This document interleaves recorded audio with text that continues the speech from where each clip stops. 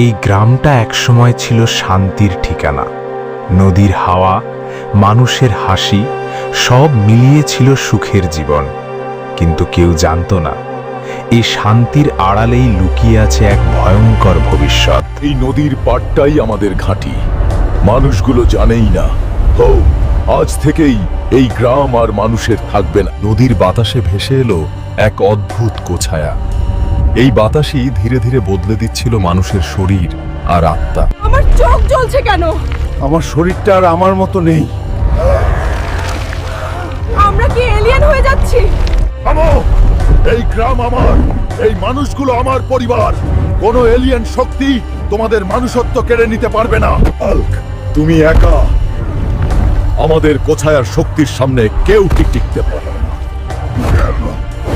আমি একা হতে পারি, কিন্তু আমার রাগ আর শক্তি পুরো গ্রামের জন্য।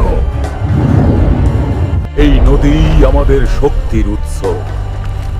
এই গ্রাম এখন আমাদের সাম্রাজ্য। এই নদী তোমাদের শক্তি দিয়েছে, আর এই নদীর পানিতেই আছে তোমাদের শেষ। এই গ্রাম এখন আমাদের দখলে। একজন মানুষও বাঁচবে না।